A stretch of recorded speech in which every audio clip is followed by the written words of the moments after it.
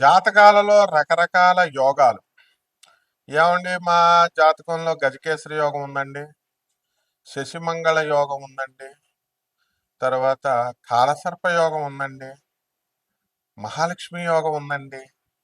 అయినా మాకు కలిసి రావట్లేదండి, డబ్బులు కలిసి రావట్లేదండి అని చాలా మంది గురువుల్ని, పంతులు గారుల్ని అందరినీ అడుగుతా ఉంటారు. వీళ్ళల్లో వీళ్ళు మదన పోతా ఉంటారు. యోగం అనేది ఎప్పుడు వస్తుంది నాయన? నీకు అర్హత ఉన్నప్పుడు దాన్ని యోగము అంటారు.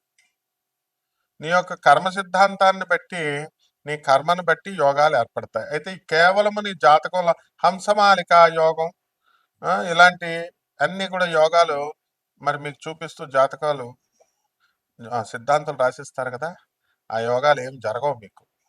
మధ్యంటండి బాబు, మరి ఉన్నాయి జరగకపోతే ఎలాగంటే నీ ప్రవర్తన బట్టి ఉంటది. నువ్వు అర్హుడివి, ఇండియన్ సిటిజన్ అయ్యా నువ్వు. ముఖ్యమంత్రి అవడానికి అవకాశాలు ఉన్నాయి, ప్రధానమంత్రి అవడానికి అవకాశాలు ఉన్నాయి నీకు. కానీ నువ్వు పోటీ చేయాలి కదా. నీకు జనాల వెనకాల ఫాలోయింగ్ ఉండాలా, నీకు కోట్ల కొద్ది డబ్బు ఉండాలా. మరి ఆళ్ళు పవన్ కళ్యాణ్ చితకేసినట్టు జగన్ పచ్చి బూతులు తిడతాడు. మరి ఇలా జనాలంతా ఇప్పుడు మేము మీకు కష్టపడి మీకు సేవ చేసి మిమ్మల్ని బాగు చేద్దామని మేము మీకు చెప్తుంటే మేము ₹1 మేము తీసుకోము. మీరు దొబ్బులు పెడతారు రివర్స్లో మాకు సోషల్ మీడియాలో. ఇలా చెప్పండి, అలా చెప్పండి, ఏదో మీరు ప్రొఫెసర్ల లాగా మాకు ఇన్స్ట్రక్షన్స్ ఇలాంటివన్నీ చెప్తే ఎందుకు వస్తాయా యోగాలు మీకు? యోగాలు రావాలంటే అక్కడ పోటీ ఎలాగైతే చేయాలో, ఇవన్నీ ఎలాగైతే ఉండాలో అలాగే మీకు గురు సేవ చేసుకోవాలా, గురువు అనుగ్రహం రావాలా. మీరు చేసే తొండ్ర పనులకి గురువు అనుగ్రహం వస్తుందా మీకు? చిన్నప్పుడు మీ మాస్టర్ అని చెప్పింది విన్నారా? ఫస్ట్ గురువు మీ అమ్మ చెప్పినట్టు విన్నారా? తల్లికి తిండి పెట్టరు. తండ్రి సెకండ్ గురువు, ఆయన చెప్పింది వింటారా? వినరు. మాస్టర్ చిన్నప్పుడు పాఠాలు చెప్పినప్పుడు వినం. తర్వాత ఇప్పుడు ఎవరైనా మంచి వాళ్ళు వచ్చి మేము చెప్తుంటే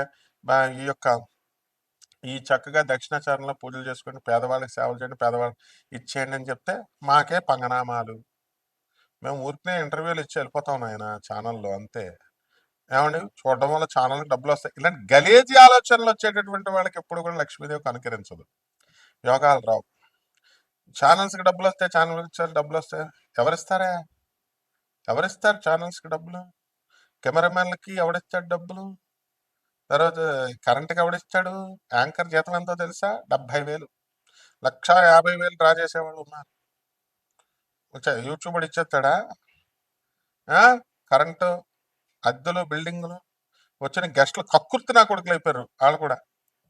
ఏమైనా డబ్బులు ఇస్తాను కానీ వెళ్ళమండి, వాహనాలు లేకపోతే వెళ్ళమండి, ఎవరిని అమ్మ కక్కుర్తి నా కొడకల్లారా అని వెళ్ళనుకుంటారు. అంటే ఇవి చెప్పేవేమో శ్రీరంగ నేతలు, దూరేమో దొమ్మర గుడుసుల్లాగా ఉన్నాయన్నమాట. కాబట్టి ఇలాంటి వాళ్ళందరికీ యోగాలు వస్తాయా? రావు నాయన, రావు. మన వాక్కు కూడా మంచిగా ఉండాలి, మనస్సు మంచిగా ఉండాలి.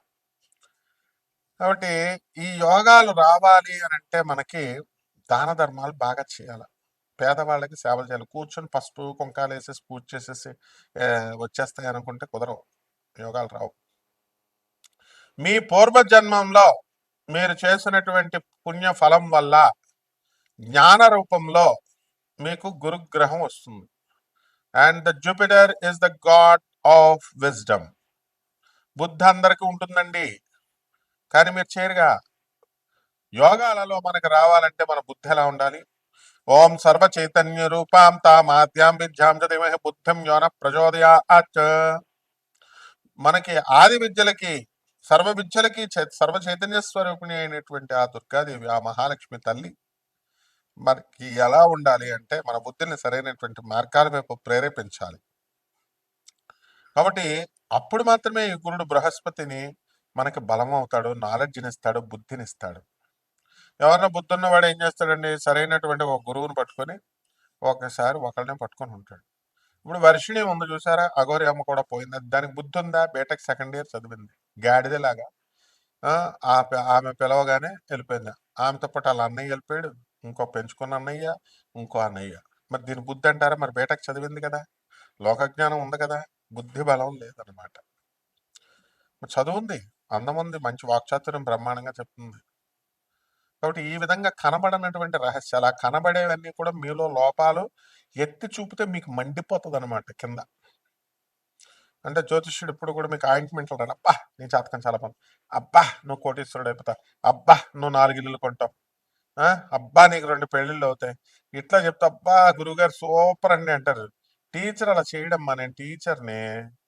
కాబట్టి మీలో ఉన్న లోపాలు తీసి ఎత్తి చూపి ఆ లోపాలన్నీ కూడా మారిపోయేలాగా డ్రాగాన్ సినిమాలు ఎలా చేస్తాం అలా చేస్తాం అన్నమాట. కాబట్టి జాగ్రత్తగా మీరందరూ కూడా చేసుకోవాలి, అప్పుడే యోగాలు యాక్టివేట్ అవుతాయి. ఎవడో వస్తాడు యాక్టివేట్ అంటాడు, ఇప్పుడు నేను యాక్టివేట్ అని పదం పెట్టాను కదా, కొండలిని శక్తి యాక్టివేట్ అంటాడు ఒకడు, యూనివర్సల్ యాక్టివేట్ అంటాడు, స్విచ్ వర్డ్స్ అదే స్విచ్ బోర్డ్ ఇలా స్విచ్ చేయడానికి. అండ్ నేను కోటీశ్వరుడు అయిపోతా, నేను కోటీశ్వరుడు అయిపోవాలా, విశ్వం వింటుంది, విశ్వం నీ కోరికను తీరుస్తుంది, ప్రకృతి నీ కోరికను తీరుస్తుంది అని అయిపోతాడు. ఆడైపోయాడు ఫస్ట్, అది అడగండి ఫస్ట్ వెళ్ళి. అంటే ఇలాంటి ఈ యొక్క సబ్స్టాండర్డ్ స్టఫ్ చెప్పేటటువంటి మాటలు విని ఎవరైతే మీరు చేరతారో ఆ గురి దగ్గర చేరినట్టే. అప్పుడు మీకు యోగాలు ఎందుకు వస్తాయి? అదే ఒక స్వామి వివేకానంద దగ్గర చేరండి, ఒక రామకృష్ణ పరమహంస దగ్గర చేరండి మఠంలో, ఒక చక్కగా ఒక సద్గురువు అయినటువంటి దత్తాత్రేయ స్వామి వారి దగ్గర వెళ్ళండి. వాళ్ళ దగ్గర షైనింగ్ అయిపోతారు, షైనింగ్ గోల్డ్ ప్లేట్ లాగా, డైమండ్ ప్లేట్ లాగా. వీళ్ళు ఏం చెప్తారు, బొంగు మీ దగ్గర ఏమన్నా కూడా ఓడపీకి పంపుతారు. ఇప్పుడు అగోరి చేయబోయేది అదే, వర్షిణిని ఆల్రెడీ పీకి పడేసింది. కాబట్టి ఈ యోగాలు అనేటటువంటి వాటి వల్ల మీకు ధనలాభము, ఆరోగ్య లాభము, సంపద, తర్వాత పెళ్ళిళ్ళు కానటువంటి వాళ్ళకి వివాహం, సంతానం. పెళ్ళం అందరికి కావాలి, పెళ్ళం ఎలా వస్తుంది? మామూలు భౌతిక భాషలో ఏమంటారు, నీకు ఉద్యోగం ఉందా అంటారు. సరే ఉందండి, ఉద్యోగం తెచ్చుకుంటాడు, ఎలా పెళ్ళం వస్తుందని ఆనందంలో. తర్వాత ఇల్లు ఉందా అని అడుగుతాడు. నెక్స్ట్ బ్రాహ్మణ దంపతులను అలాగే అడుగుతుంటే పాపం వాళ్ళ అబ్బాయికి పెళ్లి చేయడం కోసం ఇల్లు కొన్నారు, BHLలో ఉంటారు ఇక్కడ. సరే ఇల్లు కొన్నారు, ఇల్లు కొన్న తర్వాత పెళ్ళోళ్ళు వచ్చి అంటుందంటే అమ్మాయి, తల్లిదండ్రులు ఉంటారా? ఉండకూడదు తల్లిదండ్రులు, అబ్బాయి తల్లిదండ్రులు ఉండకూడదు. ఎక్కడ పోతారు మరి? ఇదేమిటి నాయన, ముందే ఉద్యోగం అన్నారు, తర్వాత ఇల్లు లేదన్నారు, ఇల్లు కొన్నాం, ఇల్లు కొన్న తర్వాత ఇప్పుడు తల్లిదండ్రులు ఉంటారా, ఎంతకాలం ఉంటారు అని అడుగుతారు ఏమిటి నాయన అన్నారు. సరే పాపం ఆ తల్లిదండ్రులు కూడా ఉండరని చెప్పేసి వాళ్ళు పెళ్లి చేసుకుంటే వివాహం చేసుకున్నారు. అది పీకేసింది ఆ అమ్మాయి, వెళ్ళిపోయింది, డైవర్స్. ఇప్పుడు వాడు అప్పులతో ఇల్లు కొన్నాడు, వాడి పిచ్చెక్కిపోయి ఇంకా పెళ్ళి అంటే వెంటనే ఇంకా మా బాబాయ్ నాకు వద్దు బాబాయ్ అన్నాడు. పాపం ఉన్నదే పౌరహత్య వృత్తులు, అలాగే సాఫ్ట్వేర్ ఇంజనీర్గా టర్న్ అయ్యాడు అనమాట. కాబట్టి ఇవన్నీ ఎందుకు వస్తాయి? పాపపు కర్మలు. మేల్కో యువత, పెళ్లి కావాలనుకున్న వాళ్ళు, వివాహం యోగ్యులైనటువంటి వాళ్ళు, మీరు గురువుల మాట వినాలి, చక్కగా మంచి పనులు చేసుకోండి, పేదవాళ్ళకి సేవలు చేసుకోండి, అనాథ పిల్లలకి సేవలు చేసుకోండి, సాధువులకి సేవలు చేసుకోండి. సాధూనాం దర్శనం పుణ్యం స్పర్శనం పాపనాశనం, భాషణం కోటి తీర్థం వందనం మోక్షదాయకం. సాధువులకి మాట్లాడితేనే చాలు మీరు కోటి తీర్థాల్లో స్నానం చేసినంత ఫలితం. సహాయం చేస్తే ఇంకెంత? సాధువున దర్శనం చేస్తేనే పుణ్యం, స్పర్శనం వాళ్ళు ఇలాగ ఆశీర్వదిస్తేనే మీకు పుణ్యం. ఈ విధంగా ఈ యొక్క సాధు సేవ చేసుకోండి, మీకు మహాలక్ష్మి తల్లి అన్ని యోగాలు మీ జాతకాల్లోకి వస్తాయి. ఇక పరిపూర్ణంగా మీ వ్యక్తిగత జాతకాలను బట్టి ఎవరికి ఏ యోగం ఉందో మీరు నాకు సంప్రదించవచ్చు. అందులో నాన్ కమర్షియల్ బేసిస్తో మేము జాతకాలు అవన్నీ కూడా చేసి మీకు ఫ్రీగా చెప్తాం, ఏం కంగారక్కర్లేదు. కానీ ఫోన్ నెంబర్ స్క్రీన్ మీద ఇస్తున్నాం, అది గురువుగారి నెంబర్, నాదే డైరెక్ట్గా నెంబర్. ఎక్కడ ప్రపంచంలో ఎవరో గురువుగారి నెంబర్ ఇవ్వరు, ఎందుకని బుర్రలు తినేస్తారు కాబట్టి. కానీ దీన్ని సద్వినియోగం చేసుకోండి, అంతేగాని నాకే సలహాలు ఇద్దామని నాకే కనుక ఫోన్లు చేస్తారనుకోండి ఊరుకోను, అందులో డౌట్ లేదు. జాగ్రత్తగా సేవ చేసుకోండి, సేవలు తీసుకోండి, మంచిగా ఉండండి. అండ్ ఈ ద్వాదశ రాశుల వారికి ఏ రకంగా ఇప్పుడు ఉండబోతుందో మనం ఈ వీడియోలో తెలుసుకుందాం. వృశ్చిక రాశి, ఈ వృశ్చిక రాశి వాళ్ళంతా కూడా మనకి మే 30, 2025 సంవత్సరం నుంచి మనకి గురుగ్రహము అష్టమ స్థానంలోకి వస్తుంది. కాబట్టి ఈ యొక్క గురుగ్రహం అనేటటువంటిది బలం తగ్గుతోంది, కాబట్టి అప్పుల బాధలు ఇవన్నీ కూడా చుట్టుముట్టడానికి మే 30 తర్వాత అవకాశాలు ఉన్నాయి. ఆకస్మిక ప్రమాదాలు, ఇవన్నీ కూడా జరగడానికి అవకాశాలున్నాయి. అదేవిధంగా అర్ధాష్టమంలో ఉన్నటువంటి శనిగ్రహము మరి పంచమ స్థితిలోకి వెళ్ళిపోయాడు. రవి బుధ శుక్ర రాహు శని గ్రహాలన్నీ కూడా కలిసి ఉన్నాయి.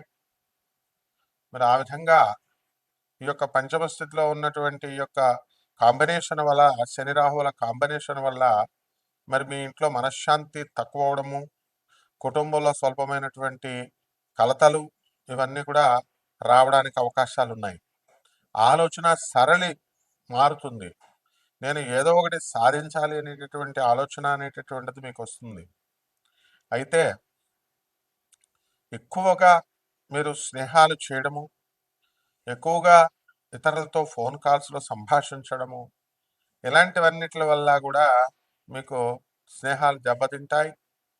గొడవలు, అనవసరమైనటువంటి గొడవలు వస్తాయి. మీకు పట్టబోయేటటువంటి రాజయోగాలు, గజకేసరి లాంటి మంచి మంచి యోగాలు ఉన్నాయి. అటువంటివన్నీ కూడా కోల్పోవడానికి అవకాశాలు ఉంటాయి.